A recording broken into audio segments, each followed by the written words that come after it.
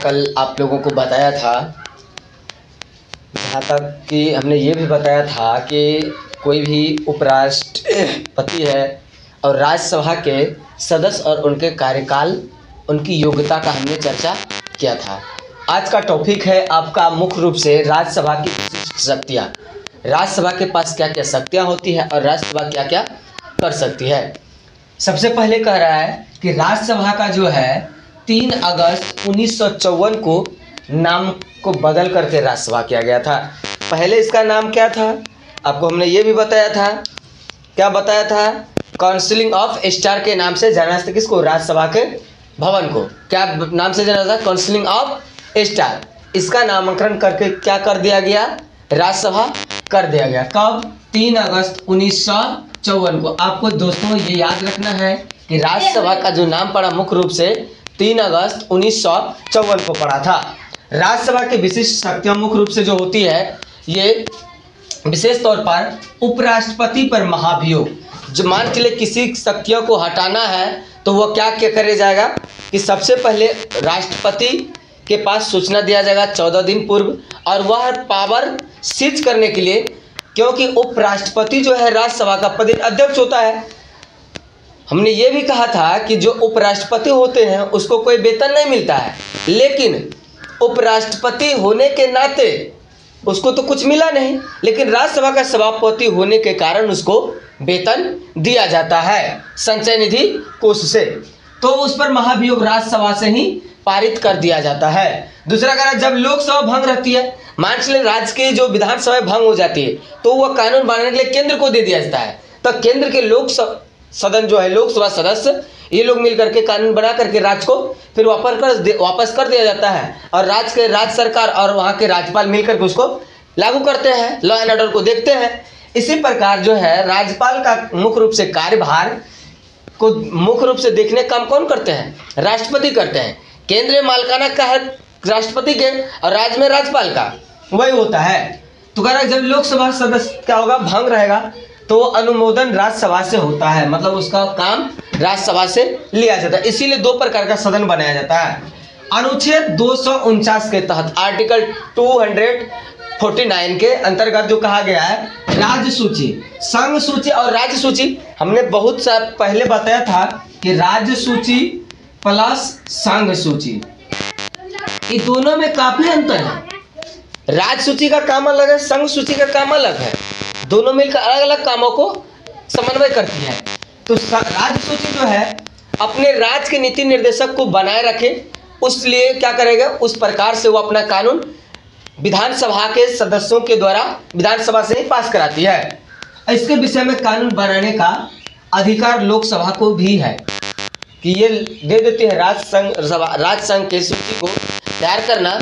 लोकसभा ना बना पाए तो राज्यसभा बनाए, राज्यसभा लोकसभा दोनों मिल करके भी बनाए, और नहीं तो राज्य का विधानसभा तो बनाते ही है। इसके बाद कह रहा है दोनों मिलकर 1 वर्ष के लिए कानून बनाते हैं, मात्र 1 वर्ष के लिए। कौन कौन मिल करके? एक लोकसभा, एक राज्यसभा, दोनों मिल करके 1 वर्ष के लिए ही कानून का काम करते हैं। कानून बना करके फिर भंग हो जाता है, फिर दूसरे सत्र में दूसरे साल सदस्यता होता है, फिर अलग हिसाब से कानून बनाया जाता है। अनुच्छेद 312 के तहत नए अखिल भारतीय सेवा सृजन निर्माण अधिकार राज्यसभा और लोकसभा को देती है। राज्यसभा किसे दे देती है? लोकसभा को, कि यानी कि वो अपने हिसाब से क्या करे, काम को कर सके, लोगों को रोजगार मुहैया किया जा सके। भारत में सबसे ज़्यादा नौकरी देने वाला राज्य बिहार बना, जो आरजेडी की सरकार महज 17 महीना में पूरे भारत में सबसे अधिक युवाओं को नौकरी देने वाला राज्य बना, जिसमें 14 राज्य के युवाओं ने आकर के नौकरी हासिल की, सृजन किए। ये थी आरजेडी की सरकार। करा कि दोनों मिलकर इस सेवा का भी सृजन करते हैं, खोज करते हैं, निर्माण करते हैं, अधिकारियों को मुहैया कराते हैं, बातों से अवगत कराते हैं। इस विभाग में इतना सृजन कर सकते हैं, इतने सीटें खाली है, निकाले वैकेंसी, तब जाकर के वैकेंसी निकलता और वैकेंसी पर रिक्तियों को पूरी किया जाता है। जैसे भारतीय वन सेवा, वन विभाग के लिए एक नए अधिकारी टीम तैयार किया गया कि वन विभाग के लिए अलग सारा टीम तैयार हो, ताकि जो पुराने पेड़ पौधे हैं उसको ऐसा रूप दिया जाए ताकि अतीत कुछ ना कुछ हमारा बरकरार रह सके, नहीं तो आने वाले दिनों में हमारा जो धरोहर है प्राचीन अतीत वो खत्म हो जाएगा। उसको बनाए रखने के लिए क्या किया जाता है, अलग अलग नियम बनाया जाता है ताकि हम बचा सके। देखिए जो राज्यसभा की कुछ शक्तियां होती है, अपनी कुछ विशेष शक्तियां का प्रयोग करके वो क्या करता है, राज्यसभा में अलग अलग तरीका से काम को मुहिम करता है। करा कि बजट लोकसभा से प्रस्तुत होता है। बजट का मतलब होता है चमड़े का थैला। ना कहता फलना इतना करोड़ का बजट दिया है केंद्र ने, लेकिन ये ठेठ भाषा में अगर कहा जाए तो इसको कहा जाता है कि बहुत सारा पैसा मिला, पैकेज मिला, बजट मिला। तो ये राज्यसभा जो है 14 दिन से अधिक नहीं रोक सकता है। कौन नहीं रोक सकता? जैसे कोई भी बजट वाला बात पारित हुआ, केंद्र सरकार पारित किया लोकसभा में, और लोकसभा से जब पूर्ण रूप से पास हो जाए तो उस पर वह कानून बना करके भेज दिया जाता है राज्यसभा को। राज्यसभा अधिकांश 14 दिन तक ही वहाँ पर रोकेगा और 14 दिन से अधिक नहीं रोक सकता है। दूसरा, मंत्रिपरिषद राज्यसभा के प्रति उत्तरदायी नहीं होता है। जो भी मंत्री परिषद है या मंत्रिमंडल है वह राज्यसभा के प्रति उत्तरदायी नहीं है, क्योंकि राज्यसभा में उन लोगों को भेजा जाता है जो विज्ञान के क्षेत्र में कुशल हो, सांस्कृतिक कला के क्षेत्र में कुशल हो, वही लोगों को वहाँ पर भेजा जाता है। खास तौर पर राज्यसभा में देखिएगा ऐसे ही लोग रहेंगे, हैंडसम सब लोग रहते हैं। हालांकि ये जो होता है कि मंत्रिपरिषद राज्यसभा के प्रति उत्तरदायी नहीं होता है, ये बात आपको जानने को मिल गया। करा यदि विधेयक पर यानी मान चलिए किसी प्रकार का विवाद आया, किसी प्रकार का बिल पास करना है, तो विधेयक पर विवाद हो यानी झगड़ा जब हो जाए तो संयुक्त अधिवेशन में लोकसभा की संख्या क्या होते हैं, संयुक्त अधिवेशन में लोकसभा की संख्या पर अधिक बल होता है। क्या कह रहा है कि फिर देखिए, यदि विधेयक पर विवाद हो जाए यानी झगड़ा झंझट उखड़ जाए, तब उस समय जो है संयुक्त अधिवेशन कई सारे मीटिंग बुलाए जाते हैं, कई सभी राज्यों के मुख्यमंत्री भी बुलाए जाते हैं राष्ट्रपति भवन में। राष्ट्रपति इसकी अध्यक्षता करते हैं खुद से या फिर किसी सदस्य के द्वारा भी अध्यक्षता करवाते हैं, और यह बल देता है जिस कारण विधेयक लोकसभा की इच्छा अनुसार पारित हो जाए। लोकसभा इच्छा के अनुसार विधेयक पारित कर सकता है क्योंकि उसके पास पावर ज़्यादा है कहने मात्र, लेकिन मेन पावर जो है राज्यसभा में ही है, क्योंकि राज्यसभा में 6 साल का कार्यकाल होता है। जिस सांसद बन गया राज्यसभा उसका तो मजे है, लेकिन पब्लिक का क्या होगा, क्योंकि उसका सांसद है ही नहीं, वो जो उसका डायरेक्ट मिले अपनी बात को रखे। तो अपनी बातों को आम जनता रखने के लिए अपना क्षेत्र से सांसद चुनते हैं, और अपनी सांसद चुन करके ही अपनी बातों को रख सकते हैं। और हमारे जो क्षेत्रीय सांसद हैं उनको हम अपनी समस्या गिनाएंगे, दिखाएंगे कि सांसद महोदय आपने ये काम कहा था करेंगे, लेकिन आपसे न हुआ है, अब की बार आपको वोट नहीं देंगे, तब हम कह सकते हैं। जिस कारण विधेयक लोकसभा की इच्छा अनुसार पारित हो जाता है। लोकसभा की चर्चा अनुच्छेद 80 में है। इसका विघटन जो है हो सकता है और होता भी है, 5 साल के पहले भी सरकार गिर जाता है तो टूट जाता है, जो लोकसभा का है वो टूट जाएगा, बिखर जाएगा, फिर गठन होगा, फिर नए मंत्रिपरिषद गठन होगा, मंत्रिमंडल गठन होगा। कोई भी व्यक्ति 6 महीना तक प्रधानमंत्री रह सकता है बिना किसी सदन के सदस्यता लिए हुए, बिना सदस्य के। लेकिन एक कारण है इसके पीछे कि आपको 6 माह के भीतर किसी न किसी लोकसभा से आपको सदस्यता लेनी पड़ेगी, चाहे उपचुनाव ही क्यों ना करना पड़े, लेकिन करना पड़ेगा और आपको संसद सदस्यता लेना पड़ेगा। इसे कारण निम्न सदन या अस्थायी सदन कहा जाता है। छोटा सदन है, बेचारा अस्थायी से रुकल रहता है, क्या जरूरत सीट चर्च करने का, एकदम शांति में ऐसे बैठा रहता है, जे करना है करो, कोई टेंशन उसको नहीं रहता है। इसीलिए इसका नाम रखा गया है निम्न सदन या अस्थायी सदन। किसका नाम रखा गया है? लोकसभा को। लेकिन उच्च सदन और अस्थायी सदन नाम किसका? राज्यसभा का। राज्यसभा का नाम क्या पड़ा? उच्च सदन या फिर अस्थायी सदन। कह रहा कि बहुमत, जब लोकसभा में जिसका बहुमत होगा उसी का प्रधानमंत्री बनेगा। ये जो अफवाह उड़ा अब की बार 400 पार, अब की बार 400 पार, बल्कि ये 400 पार होने वाला नहीं है। काहे कि 400 का हवा झोंका में नहीं पड़ना है आम जनता को।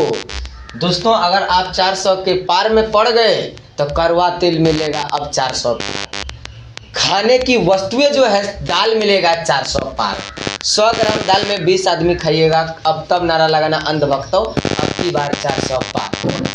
गोबर भक्तों से भी निवेदन है अब की बार 400 पार के झोंके में न रहिएगा। कारण कि प्रधानमंत्री बहुमत से बनते हैं तथा मंत्री परिषद लोकसभा में बैठता है। जो भी मंत्री परिषद होगा वो लोकसभा में जाकर के ही बैठेगा। बैठने का सदन है उनका, ये जनता का सदन है, डायरेक्ट जनता चुन करके भेजती है। इसे प्रथम सदन कहा जाता है और इसे जनता का भी सदन कहा जाता है। दूसरा में कह रहा है कि इसका चुनाव जनता सीधे करती है। जैसे अभी कई राज्यों में चुनाव हो चुके हैं, कई चरण के चुनाव हो चुके हैं, 20 तारीख को भी 5वां के चौथा चरण का चुनाव है। तो ये चुनाव जो हो रहा है ये डायरेक्ट जनता कर रहे हैं, जनता करते, इसे प्रत्यक्ष सदन कहा जाता है। डायरेक्ट प्रत्यक्ष जनता जिसे चाहे उसे वोट दे सकती है। नोटा मन होगा तो कोई नेता पसंद है तो नोटा पर भी टप्पा लगा सकता, कोई पसंद नहीं हमको, सीधी बात। इसे जनता का भी सदन कहा जाता है। सीधी तौर पर जनता मालिक है, जनता सर्वोपरि होता है। भारत का नागरिक किसी भी राज्य से लोकसभा का चुनाव लड़ सकता है, हालांकि वो राज्यसभा का भी चुनाव लड़ता है, ऐसा बात नहीं है। जैसे मनमोहन सिंह थे, पंजाब के चुनाव लड़े, असम से रंजीता रंजन बिहार की चुनाव लड़ती है, छत्तीसगढ़ से। इसी प्रकार राज्यसभा का सदस्य जैसे लोकसभा का भी सदस्य कहीं का है, भारत का नागरिक होना चाहिए, किसी भी राज्य से लोकसभा का चुनाव लड़ सकते। जैसे शरद यादव का नाम सुने होंगे, मध्य प्रदेश में घर था लेकिन उन्होंने बिहार की रणनीति को झकझोर के रख दिया। बिहार की रणनीति खास करके मधेपुरा लोकसभा सीट को उन्होंने जीत दर्ज करवाया। ये थी शरद यादव की रणनीति। तो भारत का नागरिक था, वो कोई भी राज्य में जाकर चुनाव लड़ सकता था। अब जैसे मोदी साहब को देख लीजिए, गुजरात के रहने वाला है, तड़ी पार यूपी में आके चुनाव लड़ रहा है। ये हो रहा है कहा कि नागरिक हो किसी भी राज्य से लोकसभा का चुनाव लड़ सकता है। संविधान में यह भी दर्जा दिया गया है कि एक व्यक्ति 2 लोकसभा सीटों से चुनाव लड़ सकता है। जैसे लालू प्रसाद यादव सारण भी लोकसभा चुनाव लड़ते थे और मधेपुरा भी चुनाव लड़ते थे, क्योंकि एक व्यक्ति को अधिकार है तो भाई काहे न लड़े, आखिर सदस्य तो कोई एक का रहिएगा। अब जहां का रहिए, एक का सदस्यता आपको छोड़ना पड़ेगा। चुनाव लड़ सकता है और लड़ता भी है। यदि दोनों सीट पर जीत गया, मान चले कि मोदी जी जीत गए, बनारस भी जीत गए और अपना गिरिराज जिला भी जीत गए, तो कोई एक जगह रहे, बनारस में रहना पसंद किया, गुजरात वाला सीट को छोड़ दिए, टाटा बाय बाय ओके छोड़ दिए, वो त्याग पत्र देना पड़ा, तो वो सीट हो गया खाली। अब खाली सीटों में कराएगा चुनाव, उपचुनाव कहलाएगा। क्या कहलाएगा? खाली कराएगा सीट पर हुआ चुनाव उपचुनाव कहलाएगा। और यह चुनाव जो है बचे हुए कार्यकाल के लिए ही किया जाता है। मान के चलिए कि कोई सांसद बना, किसी कारणवश त्याग पत्र दे दिया, मर गया, सदस्यता पसंद नहीं आया, छोड़ दिया, तो सीट खाली हो जाता है। तब निर्वाचन आयोग का काम है कि 6 माह के भीतर वह चुनाव करा ले। हाल फिलहाल भी आप लोग देखे होंगे, वायनाड लोकसभा सीट जब राहुल गांधी का सदस्यता छीन लिया गया था तो वह 6 महीना के भीतर चुनाव करा सकता था, लेकिन निर्वाचन आयोग को यह मालूम था कि यहाँ चुनाव कराना ना कराना कोई फायदा नहीं है, कांग्रेस की सीट हासिल होगा तो उसे चाहे ना करा। सत्यमेव जयते राहुल की जीत हुई और भाजपाइयों का हार हुआ। ये थी कांग्रेसी की रणनीति। तो बचे हुए कार्यकाल के लिए तो करा सकता था, लेकिन हो नहीं पाया। कोई भी सीट 6 माह के भीतर चुनाव कराया जाएगा। खाली 6 महीना से ज़्यादा वो सीट को खाली नहीं रख सकता है, तब जाकर के उनका रणनीति बनेगा और जाके सदन में बैठ करके वह अपनी बातों को रख सकता है। जय हिंद, जय भारत।